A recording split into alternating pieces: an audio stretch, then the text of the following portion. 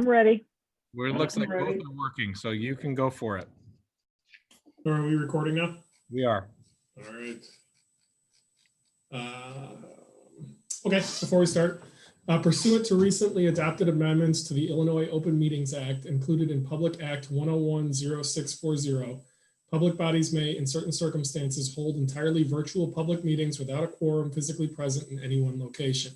On March 17th, 2020, President Levin issued a declaration of emergency pursuant to the authority granted by the Village Code, the Illinois Municipal Code, and the Illinois Emergency Management Agency Act to address the health threat posed by the COVID-19 pandemic. On July 15th, 2020, President Levin executed a written determination that given the ongoing emergency associated with the COVID-19 pandemic, in-person meetings are not practical or prudent. On June 26, 2020, Governor Pritzker issued a new disaster proclamation and Executive Order 2020-43 that declared in-person attendance at public meetings of more than 50 people at the regular public meeting location to be infeasible in accordance with the Open Meetings Act as amended by Public Act 1010640.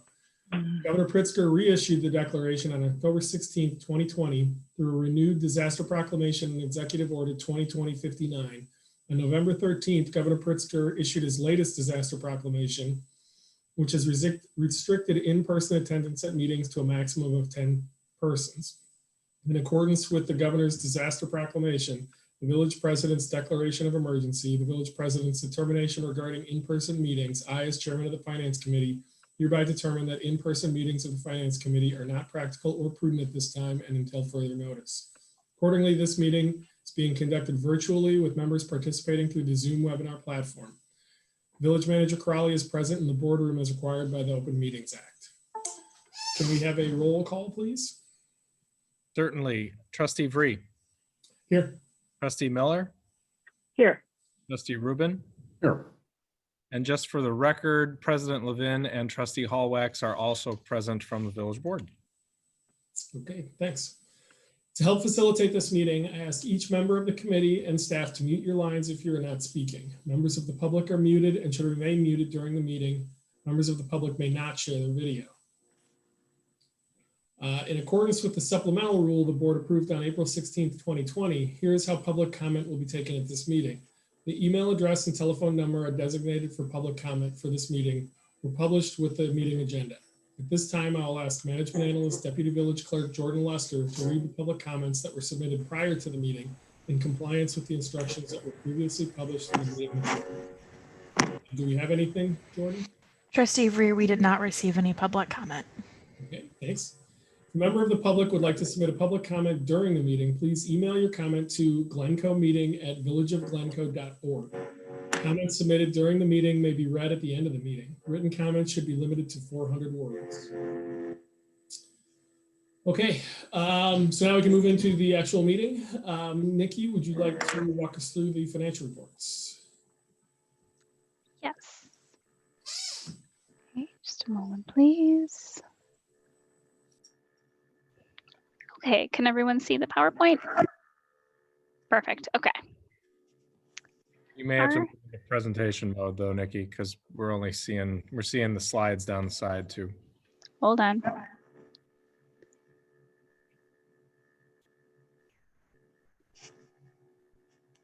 How's that? There we go. All right, we're in business. Okay, so on this evening's agenda, we'll start with the November Treasurers Report, and we'll hear from Stella on the golf course. And then we'll review the Stubbier Community Investment Program updates, just a brief overview of the proposed bond referendum projects, and the work plan for the first quarter of 2021. So included in the Treasurer's Report, just starting with a few highlights from the general fund. Property taxes are higher than prior year, consistent with what we have talked about this entire year. We're at about 98.4% of budget, which is probably where we will end the year. And then our income tax is higher than prior year. It's at 99.4% of budget, which is much higher than what we had anticipated. And I'll go through the detail on that in just a moment. Sales taxes are slightly lower than prior year. This represents figures for August sales. And since we published the financial report, we also have updated numbers for September as well that I can share in just a moment. Permit revenue as a whole, as a category, is lower than prior year. It's at 86.3% of budget. But as you can see as part of the report, we now have some very strong projections for building permit revenue. We did see a recent surge in activity in the month of November, and we're anticipating several large permits to come in December as well. So despite anticipating that this revenue could end the year at 40% under budget, we actually might hit target now. So this is obviously something that we'll keep an eye on, and we'll give you an update with the December report, but these numbers are much stronger because of that recent surge in activity now. Our utility tax is higher than prior year, but it's only at 70.8% of budget. We still have another winter month of revenue that will come in under that tax, so we should see that come up a little bit in the month of December as well. In the water fund, we'll be talking about this a little bit at the board meeting on Thursday night as well. We have seen quite a large surge in volumetric water revenue. Revenues are coming in higher than prior year. They're at 114% of budget right now. The fixed charge revenue is a little bit higher than prior year, but it's right on target of what we would expect.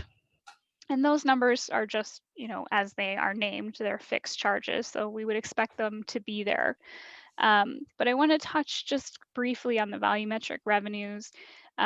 We are assisting residents on a case-by-case basis. The Finance Department and the Public Works Department have both received a number of phone calls from residents. And what we're finding as we're investigating these calls are that folks are actually using quite a bit more water. Our water treatment plant has been pumping much more water this year than average. And we're seeing higher levels of irrigation than usual. And also just because people are home. When you would normally be away from home for an extended period of time, or if you had children that were previously at school that are now at home, you're using more water to flush toilets, to wash hands, to cook, in times that you would have previously not been home. So, and on top of that, we've also been changing out meter technology. So we've also seen more accurate readings. And what's kind of neat with the new technology is that we can see regular readings on a daily basis. And we can read that activity and understand what's happening. Just recently, our Public Works Department was able to help a resident that was out of state. He was in Florida. And as we were going through the training process on our new technology, we flagged an account that was higher than normal. And we were able to reach that resident, and he was able to have someone come to his home and find a running toilet. So we were able to, through this process, find something that could have been a very high bill and quite a bit of wasted water. So we are starting to see some benefits from the new technology. And with that, we are also starting to see a little bit more accurate water revenue as well. On the cash flow projections section of the report, I mentioned this earlier, with sales taxes. We did see sales taxes dip, and the all-time low was the month of July, which was April sales, when it was 54% less than the prior year. We are starting to see that number climb up. As you can see in this chart, we did receive the December number, which is slightly less than prior year, 1% less. It's fairly negligible. But we are still seeing these numbers come in much stronger than what we had anticipated. So that is definitely a good news story. We think that as of right now, with our current projections and this latest number, we should end the year with sales taxes about 30,000 under budget. Taking a look at use taxes, we received that December number as well. So this is not in the report. We received that yesterday. The December number came in at 32,000, and last year was 25,000. So it's much stronger than last year, which is consistent with what we have seen all year long with use tax. And income tax came in at 58,000, which is just slightly higher than the prior year. And both of these taxes are projected to finish this year over budget, which is great news for us. That means from a projected loss estimate standpoint, with the strong swing in building permit revenue, our loss estimate went from about $500,000 to $600,000 up to $350,000, or I guess I should say down to $350,000. And now with the numbers from December, if we receive all the building permit revenue that we are projecting, we're only projecting a loss of $263,000 for the year, which is incredible considering where we thought we might be earlier this year. So that's definitely a good news story.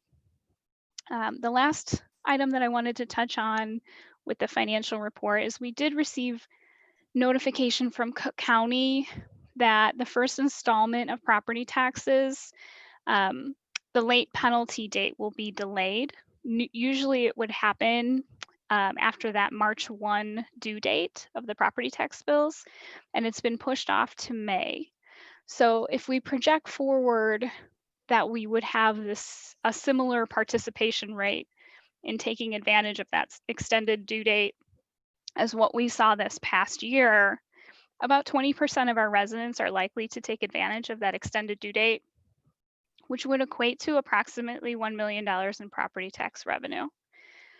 That is a lot of money, but from this standpoint, with the amount of money that we do receive in the first installment, we don't anticipate that causing any issues from an operational standpoint in terms of paying bills and paying payroll and moving forward with those budgeted expenditures that we have set forth.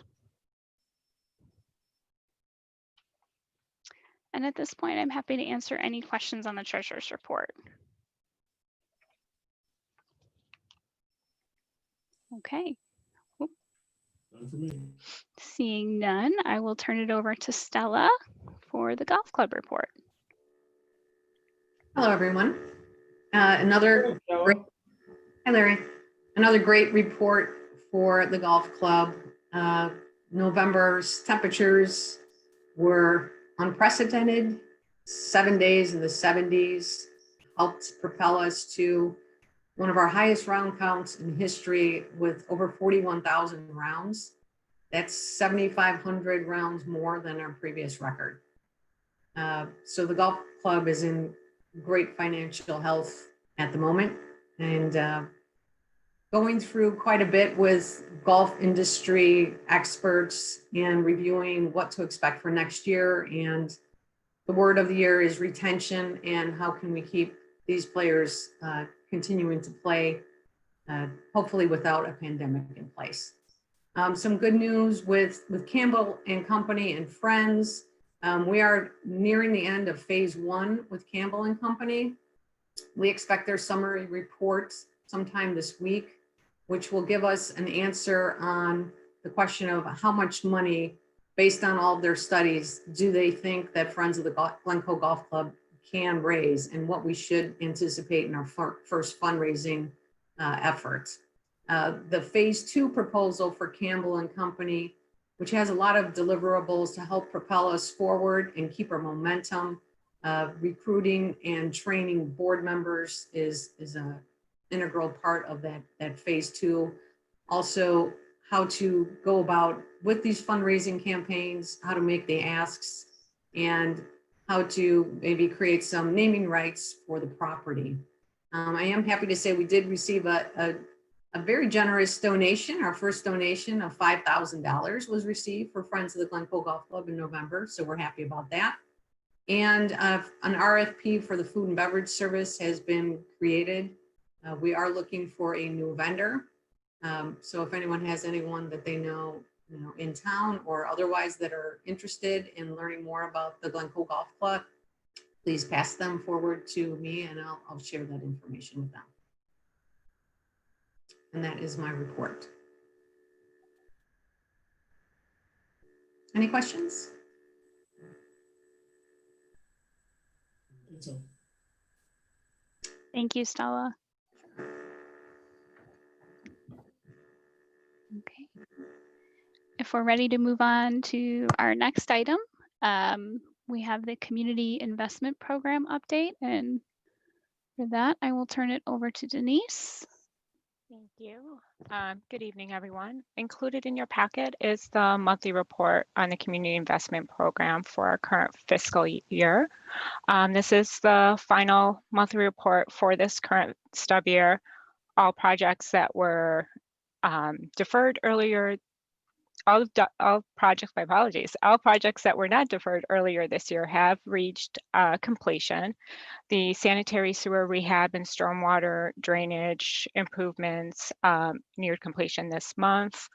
In addition, the parking system program improvements that's scheduled to go live January 1 is near completion. I do want to note that staff is currently working on a communication plan so that we are ready to roll this project out after the first of the year. This concludes my update on this month's CIP. Happy to answer any questions you may have. just, was there anything new for this month? I didn't notice it, but There was not. okay, thanks.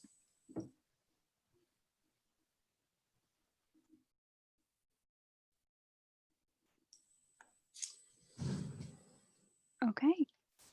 If we're ready to keep going. Okay. All right. The next item on the agenda is the proposed 2021 bond referendum. As this committee is very familiar with, as part of the budget process, we talked about the 10-year CIP at length in the month of October. And in 10 years, we're looking at approximately $51.7 million in capital improvements, with $3.6 million alone in the next year. As part of the CIP discussions, we went through the financing plan, and the direction that we got from the committee was to move forward with a proposed bond referendum in 2021. So what we're proposing is approximately $10 million in bond proceeds, which would fund capital projects for the next 3 years. So included on the village board agenda on Thursday is a detailed listing of the projects that would be involved with that make up this $10 million. So on the screen and in the packet would be the proposed bond referendum question that would go before the voters in April. And I won't read this to you because you can all read it. But included in this 10 million, we do have the breakout of the categories, and there's a brief summary in tonight's packet, but again, the more detailed breakout is on the Thursday evening agenda. But the breakdown is roughly 1.2 in sanitary sewer improvements, 4.1 in storm sewer, just shy of $1 million in sidewalks, 3.8 in street resurfacing, and 150,000 in street lighting. This is quite a bit more in street improvements than what we've seen in previous referenda.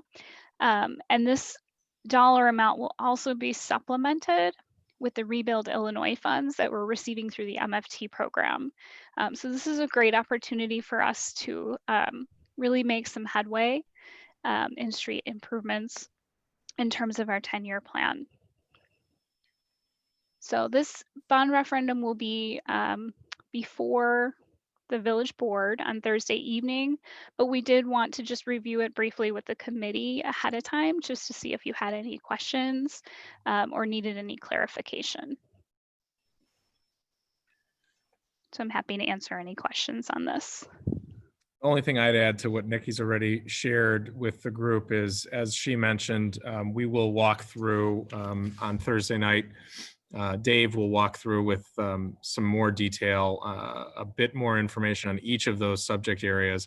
What we have always historically tried to do when we've gone to referendum for a bond issue is to be as inclusive as possible with language and projects, so that we impact as much of the community as possible with those investments. So that has been our traditional path. The last three bond issues, the last three referenda in 2009, 12, and 15, all followed that path, and this one does as well, as we look forward to 2021.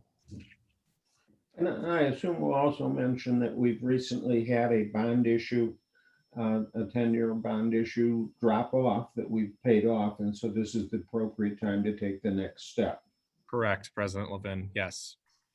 I have a quick question, hopefully, which is, given the timing of when the referendum gets voted on, what is the timing of when the village has to commit itself to actually engage the contractors to do work that we hope will be paid for from the proceeds? So from the time of the bond issuance, we have 3 years to spend the proceeds. And let me see if I understand your question correctly. Are you asking about bids? Well, actually, what I'm asking, yes, in a sense, I'm asking, so if the voters turn it down, Oh, I see. if we committed ourselves to projects and paying for them out of reserves, because we will have no bond proceeds. We have not. We have not committed ourselves to any projects that would otherwise be funded through these bond resources. For that very reason, we don't want to find ourselves in a situation where we can't.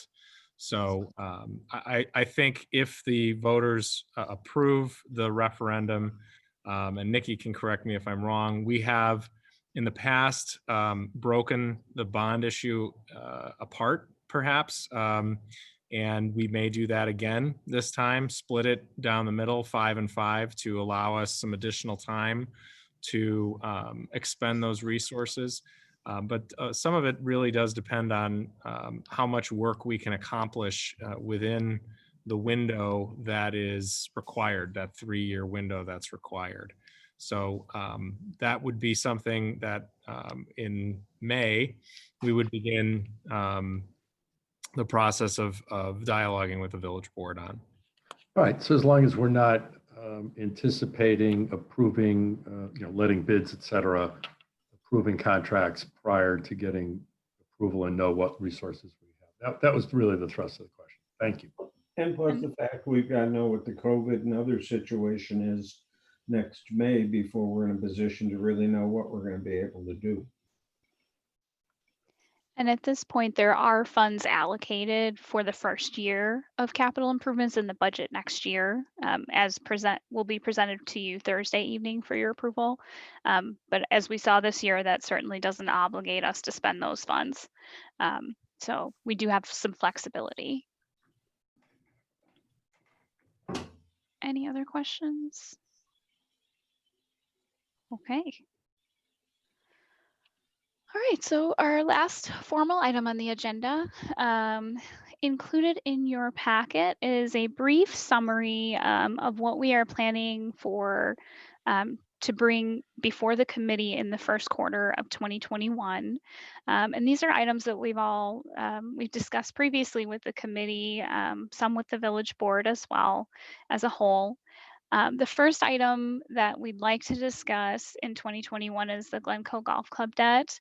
As I know we've discussed during the financial policy discussions, the village has previously loaned the golf club money for cash shortfalls and delayed payment of management fees. These were deferred between fiscal year 2013 and fiscal year 2020. And each year, as part of the budget process, we take a look at these dollars to determine whether or not it's in the best interest for the golf club to begin to repay the amount, or how those dollars should be treated. And as Stella mentioned earlier this evening, we have been working with professional fundraisers to assist with fundraising for the Glencoe Golf Club improvements, which is the next item on the agenda. And during this fundraising process, one of the things that came out as part of the discussions is that it's very difficult to fundraise for an organization that has a large amount of debt on its balance sheet. So one of the things we'd like to talk about in the coming year is some ideas of how we may forgive this debt. And that was one of the outcomes of the budget discussion from the committee, was that there was some willingness to come up with a long-term plan of how to forgive this debt.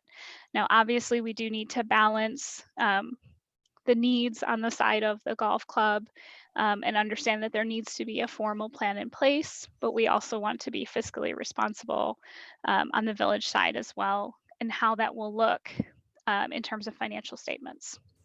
So we do plan to bring some ideas to you for your discussion and your consideration.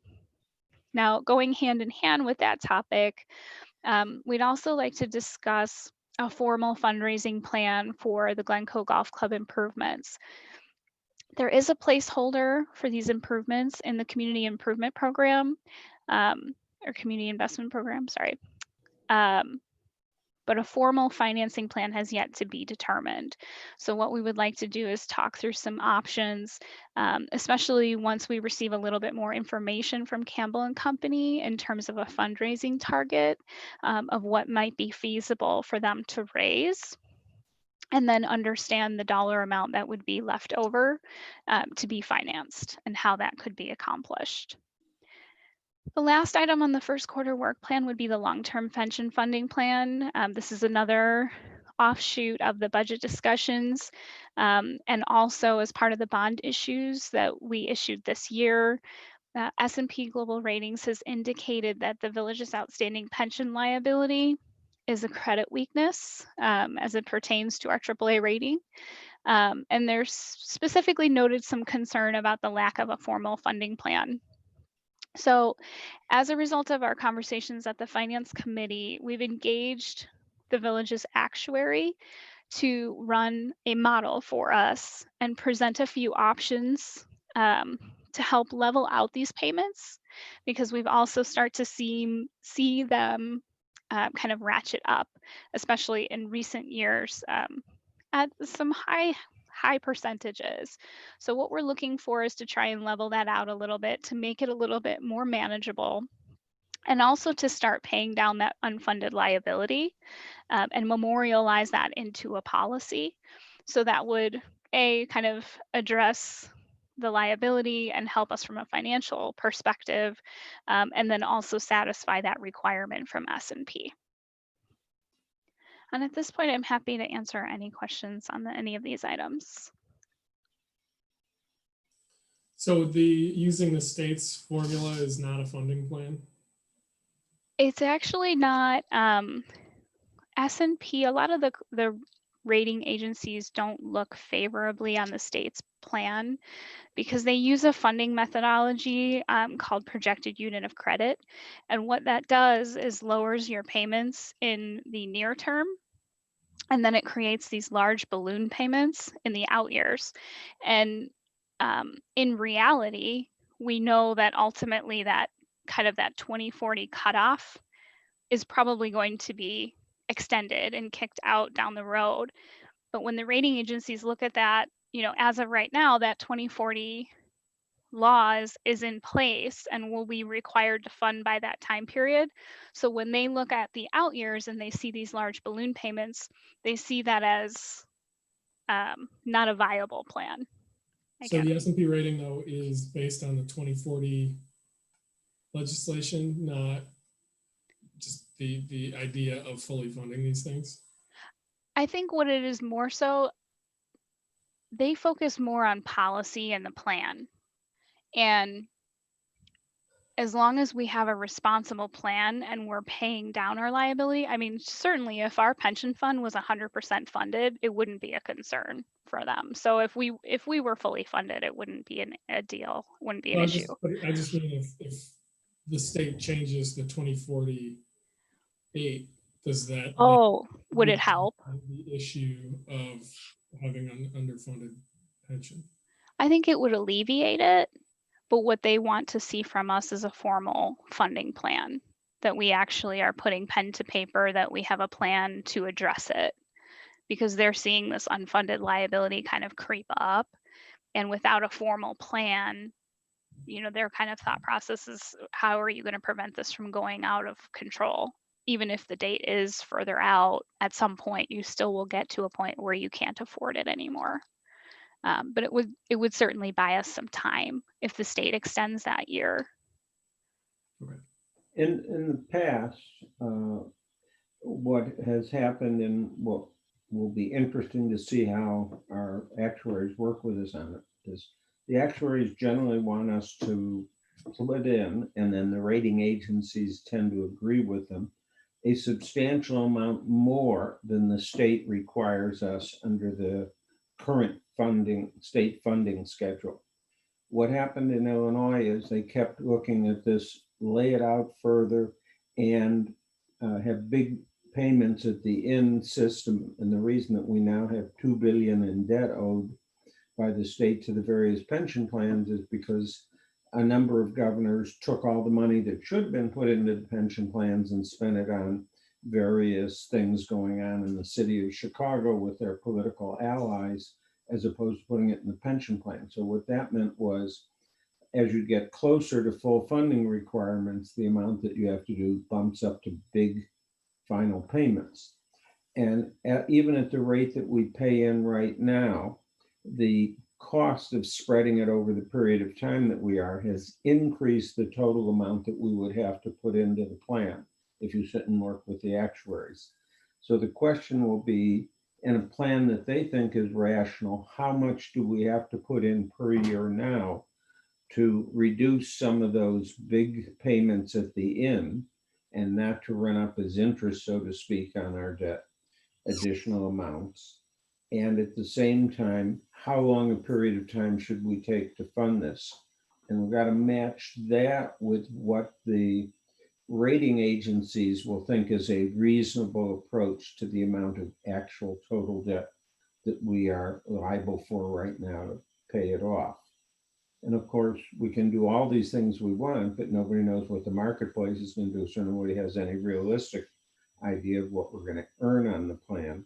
So there are a lot of unknowns, but having a rational plan that our financial people that look and rate our bonds think makes sense, and looks like we won't suddenly go bankrupt 20 years into this in order to make the huge payments at that time, I think is very critical to all the money that we're going to have to borrow over the next 10 to 15 years to do our capital program.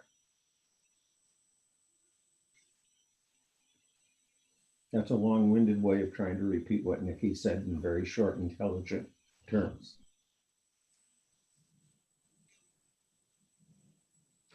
On a somewhat related note, as it relates to the ratings in part, when we get around to developing a plan for debt forgiveness for the Gulf Fund, in order to clean up its balance sheet, in order to allow it to go forward with a fundraising program,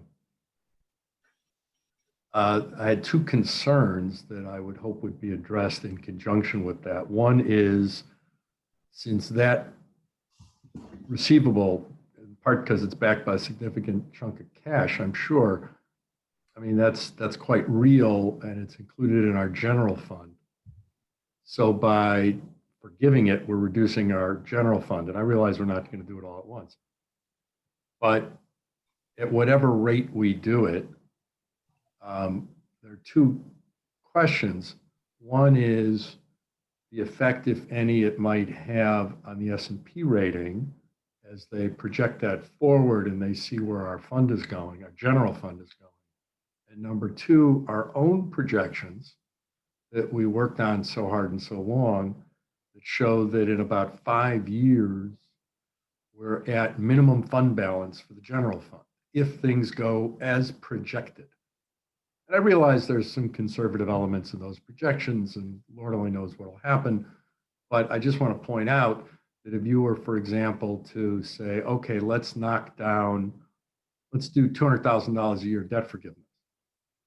and you're not otherwise replacing those funds, then that means after 5 years, you're $1 million shorter on your general fund than you projected, and you will be, if everything went exactly according to your projections, below, materially below where your policy is today, our policy is today for minimum fund balance for the general fund.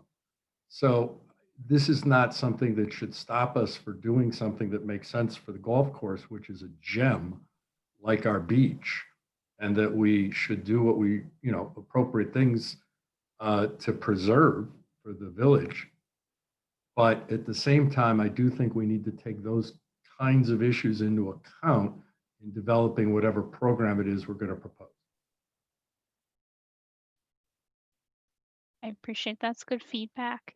And I will, Trustee Rubin, I will double check in the financial projections that we use in the forecast. The number for cash reserves that we use is typically unrestricted reserves in the general fund, which might not include this receivable. So I will verify that information, make sure that I get back to you Okay. before we have this conversation. All right. So that actually might be good news. Hopefully Yes. that's not in there. In terms of the S&P rating, I think not only is it important for the golf course from a fundraising perspective to have a written plan, I think S&P also wants to see that we have a written plan that if certain conditions are met, this is what we will forgive X dollar amount. And to some extent, one of the other items on the docket next year is to look at the management fees for the golf club to set them at a level that both cover the costs associated with the village performing activities for the golf club, but also to set it at something that's reasonable that we can actually collect on, because we can budget for golf club management fees every year, but if we don't collect on them, there's not a whole lot of value there either. So I think that's something that we can address with the rating agency as well of, we have some bad debt on the books. We want to address it. And in exchange, we are making an effort to make our actual budgeted revenues more realistic as well. So it does have to be kind of that balanced approach, both sides. And kudos to Stella for making any of these conversations even possible, because of the work that she and the folks that work with her do in unbelievably phenomenal fashion on the club. So it goes. Thank you for that, Stella. Thank you, Gary. Appreciate that. Yeah, I think however we approach this, there are factors that remain highly important throughout. And Trustee Rubin, to your point before, it's how do we ensure viability of the golf club, and how do we ensure that in doing so, we don't negatively impact the village and its operating funds. And as we look ahead to a fundraising plan, as we have conversations about how we finance a project at the golf course, whether that leads us down the path of a referendum question in the future, how much the golf club itself can absorb from a debt service standpoint, and then tying all of those components in with what we anticipate we're going to need from a capital investment standpoint elsewhere throughout the village. This is part of a broader and wider plan, and each piece is a cog in the wheel as we continue to work toward achieving the CIP investments that we believe we need to make as a community, and that includes the clubhouse. So I think this feedback is really great. I think as we get into this discussion in January, February, and March of next year, this information is helpful for us as we begin to plan for those conversations. And that's why we wanted to dialogue about it tonight, so that you can get some initial thoughts out on the table in addition to what we've we talked about during the budget process. So I think these will be good conversations and will set us on a solid path moving forward. Plus the fact, a lot of this is what I think of as accounting. Lawyers tend to think of accounting as mumbo jumbo that's got a written manual as to how to do it, but no real substance. That hurts, Larry. And what happens when you begin to have that kind of thought process, we have to remember as we go through this, the reason Nikki's doing all of this planning is the people that are the rating agency have one way of looking at some things. People who are actuaries worrying about the pen plan will have another way of looking at some things, et cetera. And so you can have things that you got to wonder what you do, how you do it, and how it'll be reacted to, where it doesn't change the substance, but it totally may change how people think of it. One example being the golf course could repay $1 million on that debt, and then the village could take that $1 million and fund all sorts of capital projects at the golf course. It would turn out to be the exact same spending of the exact same funds for the exact same things, and could have totally different impacts on how the rating agencies look at it, how the accountants and people that come in to verify the books and records look at it, et cetera. So there are many different nuances and ways in which we have to be very careful. And the nice thing is we have Nikki here looking at all of them and working with Stella to make sure that we get it all right. But it's a lot more complex than it sounds.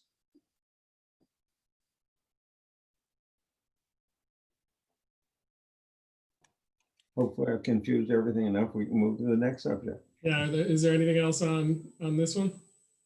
No, I think that's it. Thank you, everyone. No, I can't see my agenda. Are we still? That's the last. That was the last That was, agenda. yep, last formal agenda item.